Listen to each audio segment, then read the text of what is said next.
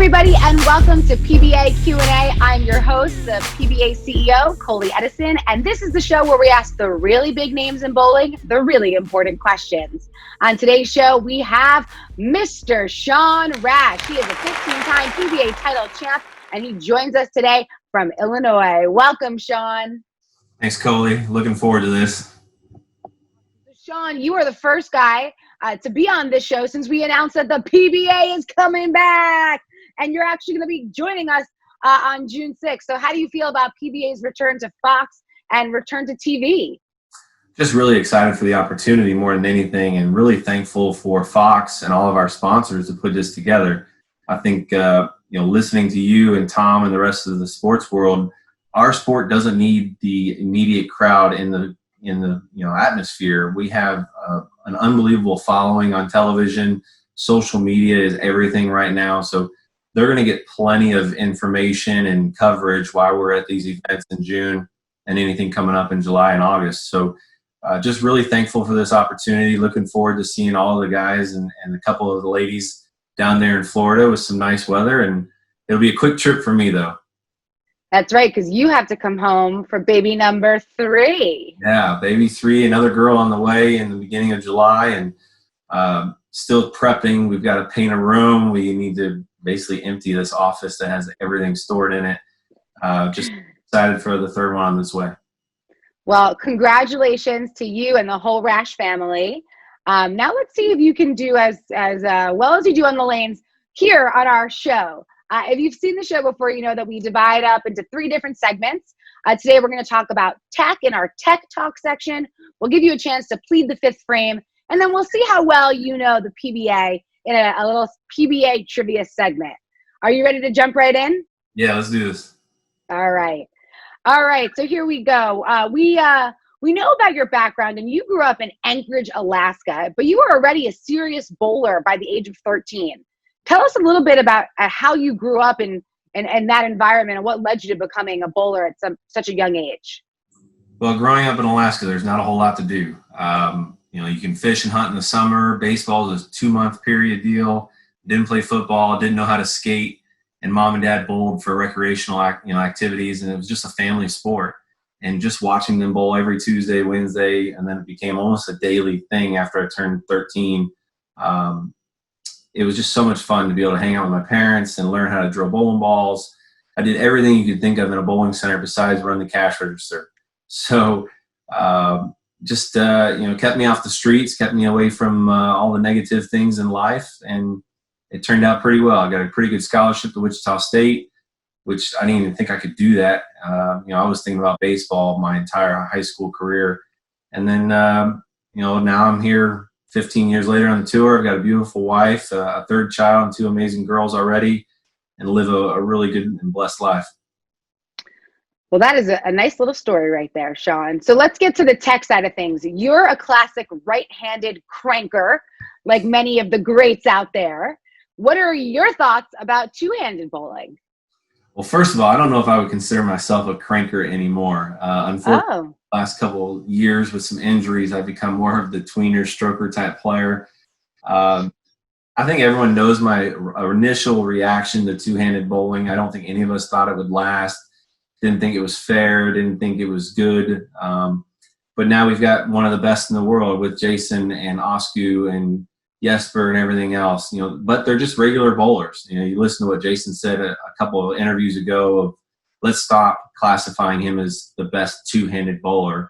He's one of the best bowlers of all time. And I've said that for the last couple of years. He will go down as one of the greatest of all time, especially in our era. Everyone wants to compare eras. If you could just watch the Michael Jordan documentary, you just can't do it.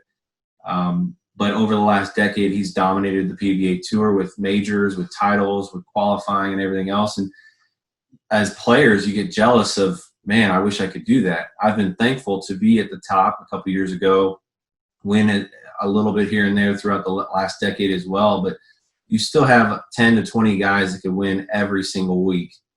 Chris Barnes and Tommy Jones and Kyle Troop is coming to his own now. And now you got a guy like Anthony Simonson and Kyle that are 2-handed bowlers that might chase down some of those records that Jason has put up. But, again, 15 years ago, none of us thought two-handed bowling would be around for very long. We didn't think they could last on a full schedule. Again, different eras. I know I couldn't do what the guys did in the 80s and 90s, bowl 36 straight weeks. Right. No way. All right, so we have a fan question coming up. This is from fan Tyler Gagner. He wants to know, how are you feeling about being on the Milwaukee Brew City Ballers? Well, I'm extremely excited to be a part of this team. Marshall Holman and I have very similar personalities. We're very fierce on the lanes, love to win. Our team is a little older to start. You know, we've got 3 veterans with myself, Dick, and Ryan Simonelli. And then you got a couple guys that can fill in anytime. Great role players, quieter players, and one of them's two-handed with Chris Sloan. And then Zeke Bite, you know, he's had some success in that building. So I do want to put on record, I will not become a Milwaukee Brewers fan, though. Living in Chicago. And that was not a requirement of joining the team. Thank goodness. The good thing is you know, we're going to be sponsored probably by a beer team eventually, would be my guess. So whatever beer that is, I'll be drinking it. Yeah. All right, last tech question. Can you walk us through your shot? Right now, probably not. Not in this facility. I would tell you to check out my social media and my bowling on the sidewalk recently. That's the only kind of practicing I've been doing. I've recently gone to a 5-step approach over the last couple of years. The first step's not even more than 6 inches. It just kind of gets my body moving. When I took a 4-step approach, I'd like to get steep real quick with my shoulders, and then I would pull down from the top too much, and I'd throw a lot of bad shots.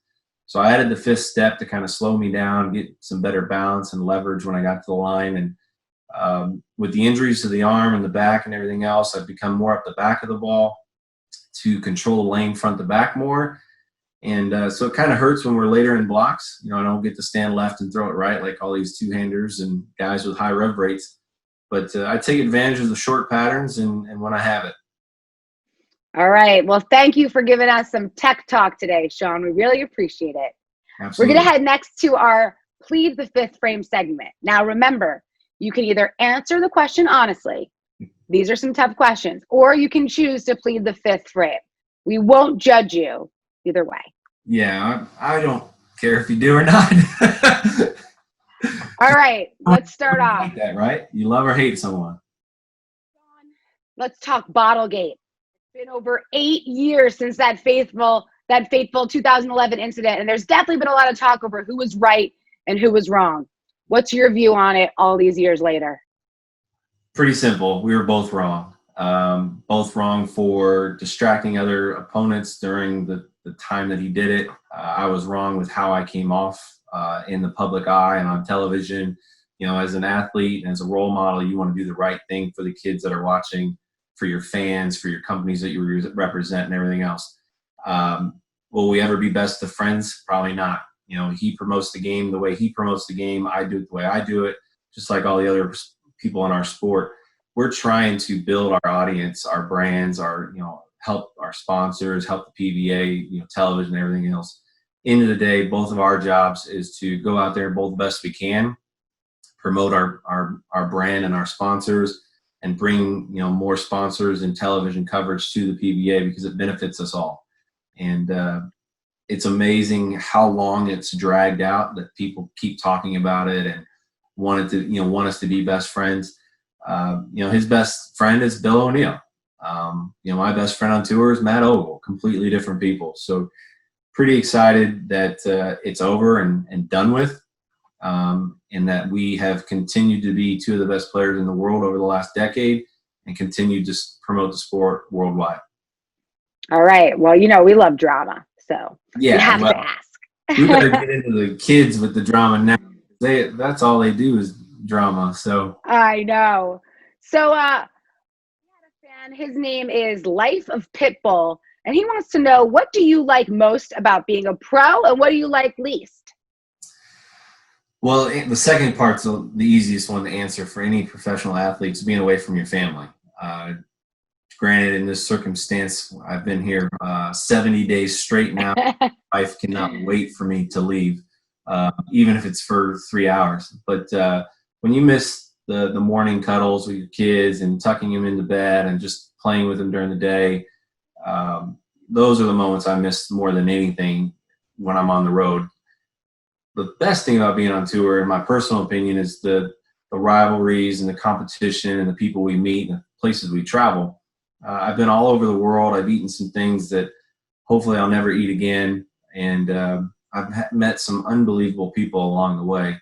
And it's given me a job and a lifetime opportunity to live my dream. All right. And last question where you can plead the fifth. What's the craziest interaction you've ever had with a fan? Oh, man. I mean, my wife probably knows, but I mean, the groupies around on tour, they've asked you to sign things that you just never thought you would sign. Yes. Anything. So it's pretty surreal, some of the things we see and done. Thank God social media didn't become as big as it is now back in 2005-06 when I was a rookie on tour. All right. So we'll leave it at that. You answered, but it was a little bit of a plead the fifth. Hey, no, I mean, yeah, you don't probably want to know exactly what I signed. All right. Well, let's head into our final segment, which is PBA Trivia. Now, the score is currently EJ Tackett and Kyle Troop are tied for first place with 5 points. Now, we've had people begging for points when they play this game and trying to talk me into giving them some points, but I'm not feeling that generous today. So we're going to go straight up. The way that we play is you will have 1 minute to get up to 6 questions correct in order to take the lead. When we're going to ask you a bunch of questions, and the time's going to start when I'm done reading the first question. Well, I hope most of these questions are 2000 and later towards now, because I'm not going to lie. Before I went to school at Wichita, I was not a PBA fan, watched it every weekend. I watched everything, and so I'm a little nervous if there's any questions prior to 2000. Well, let's just get right to it then. All right, team, we got 1 minute on the clock that will start when I finish reading the first question. All right. Sean, how many perfect 300 games have you bowled in PBA competition? 30. Correct. What distance are pins set apart from each other? 1 feet. Correct. How many regional titles have you won? 10. Correct. Which pin is referred to as the king pin? The 10 pin. We have the 5 pin. Is that right? I don't know. I mean, the 10 pin dominates all of us right-handers. 5 pin. That's wrong. Who did you defeat 300 to 236 to record the 23rd TV perfect game in PBA history? Wrong. Chris Loschletter. Oh. In 1947, what U.S. president had a bowling alley built in the White House? 47. That's way too long ago. No idea. Go. What bowler said? The answer was Harry Truman. What bowler said, "I don't know how many pins I've knocked over in my life because someone always puts them back up for me"? Dick Weber. Correct. 10-pin bowling is the most common type of pin bowling. Name any other type. Okay. Time is up. Time is up. We cannot give you that final answer. We're going to go back. We had a couple of close calls, but let me just go to my chat room. And the answer is 4 correct answers. So you do not move in to take the lead from EJ or Kyle. Handle pin would have been what we were looking for. Yeah, but I said it before it beeped. Again, these bowlers, they're always giving me a hard time. Always wanting me to bend the rules. But you know what? I'm a tough cookie. I should get extra seconds because you were trying to ask me if kingpin pin was right or wrong. There you go. But then I was trying to let you talk your way into it.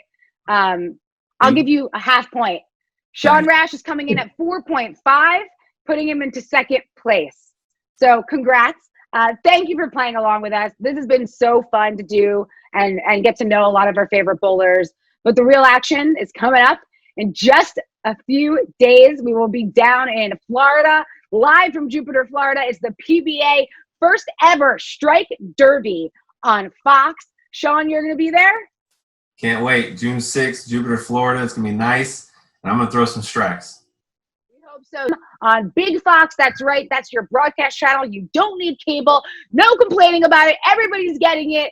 So thanks everyone for watching PBA Q&A. It's been so much fun to do this show, but we're taking it to the big screen. We're going to be live on TV on Big Fox June 6th, and then we're coming back right the following Saturday on June 13th at 6 p.m. Eastern time. So check out this social media page. We're going to post all about it. We've loved meeting some of our favorite bowlers, and we will hopefully be back with the PBA Q&A sometime soon. But in the meantime, watch us on TV. Sean, thanks for joining us today. To all the fans at home, stay safe, and we will see you on the lane. Thanks, Colie.